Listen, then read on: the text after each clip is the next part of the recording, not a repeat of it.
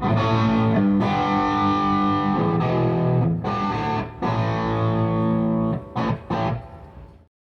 everyone, it's Jason Shadrick here with PremierGuitar.com, and we are backstage with very legendary guitar player John McLaughlin here. We just listened to your sound check a little bit, John, and it sounded great.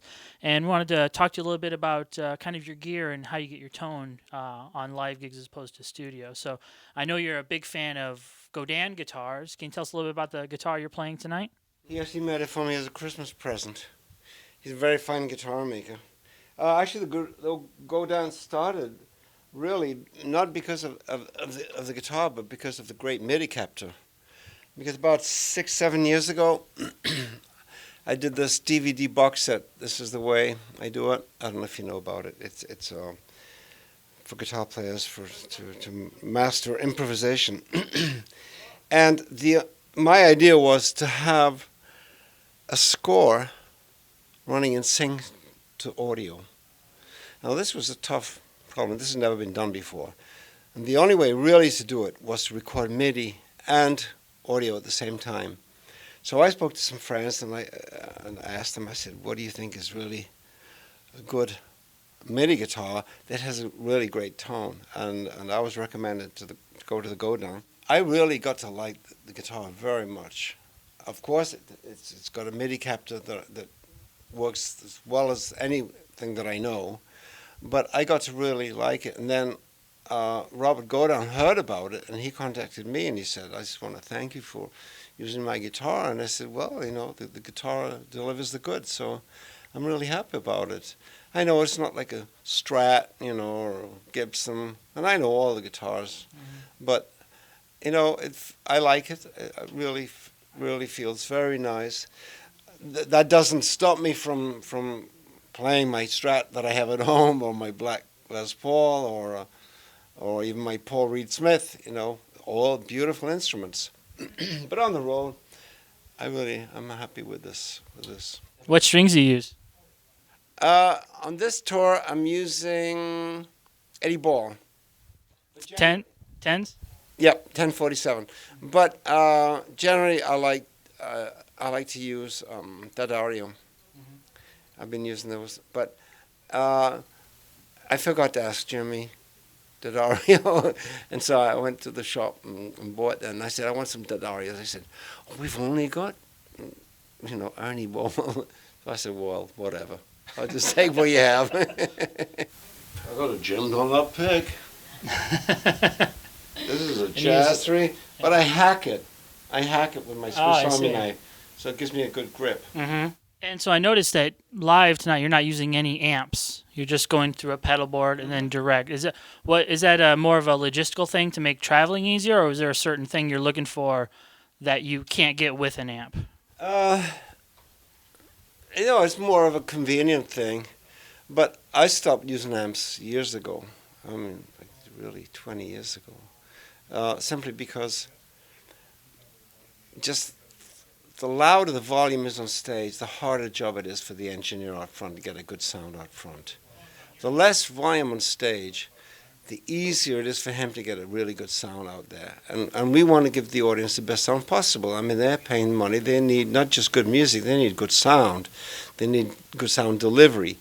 But of course, it's very convenient. And I've experimented with a number of, over the years, different pedals, for that matter. And I was using for quite some time the old Mesa Boogie V-Twin, which is a really nice unit. Got the 2 tubes in there. But I picked up, just before this tour, the Seymour Duncan classic twin tube, and I really like it. It's got those military spec tubes in. I like the high end. I like what it does to the high end, which in a way is kind of missing a little bit on the Mesa Boogie. So tell us what else you have on your pedal board in addition to the Seymour Duncan. From then to the tuner, it goes to the Seymour Duncan. From there, it's just mono in, mono out. There it goes to an MXR delay. It's just a little delay there, just to give it a little space. And from there to the MXR chorus, which is really nice on the clean sound. There's something about the quality of the MXR that I really like. And then from there, you've got the stereo out that goes out to to the hall and to the stage. And you're also using the LineSix wireless Yes. system. Yeah. So how do you like the new It's LineSix? great. It is great. It's great because it's really 24-bit fidelity. But if you like, you've got a switch that gives you virtual cable, Jason, which is really cute for those people that like that cable. I mean, I don't know how you could tell. It's hard for me to tell even between one and the other. What I like is the mobility. It means I can move around. Anyway, with a long cable, you can move around, but you're not tripping over stuff and snagging on mic stands and stuff like that. And tell me a little bit about. I know you play in a lot of different kind of formats. You've done projects with Chick Corea and Zakir Hussain. What is it about this kind of quartet that you seem to always kind of gravitate towards with these band members? Well, I gravitate towards it because it's a great band. It's my principal vehicle, musical vehicle, and it has been for several years now. Prior to that, I was doing a lot of concerts with the Shakti. Remember Shakti, which is another band that's been in existence since 1973, Jason, probably before you were born. Yes. But and it's gone through some metamorphoses. But Zakir Hussain, the tabla player, and I, the original members, are still together, and we just love to play together. That's one fantastic group. It's not just like I'll call somebody up before a tour and say, "Hey, you free? Let's go. Let's hit the road," because a band needs to develop a complicity inside of itself.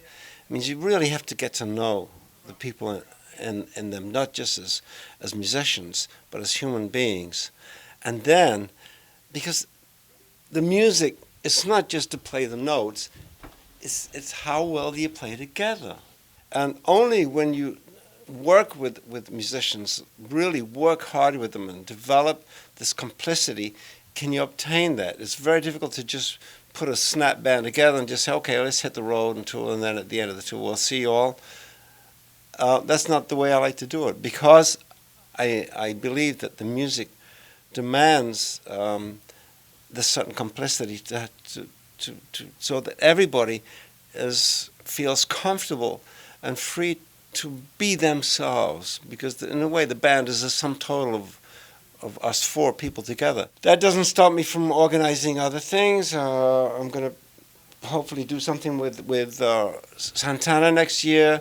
I just saw him recently because I spoke to him about it's going to be an anniversary, big anniversary, about 40 years for us. Love, Devotion, Surrender. And he's really up for that. So I think we'll do a concert, probably just one concert. But at the same time, I'm organizing a concert with Zakir Hussain for Shakti sometime next year.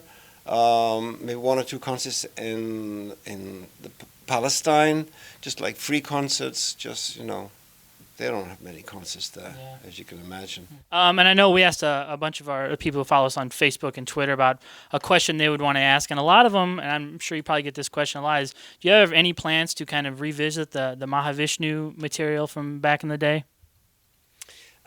Well, we actually got a tune in our repertoire with the Fourth Dimension. We didn't run it down just now because we were looking at a couple of other things. Two other pieces from the new album. But we already have at least one. But we've got tunes going back to 1972. But really, that's only about one piece. Maybe because I've had too many bands, or maybe I've written too much music. I don't know. Mm-hmm. But there's some very fine tunes. But I was listening to The Heart of Things the other day, and there's tunes on that I would really like to do. There's a tune I wrote for Tony Williams after he left us that I would really like to do. So how do you fit a lifetime of music into a set? It's hard, Jason. I would like to explore more of my past, but I need time. We need. And we already have a big repertoire. There's a lot of pieces we don't play, you know. This is Jason Shadrick for PremierGuitar.com.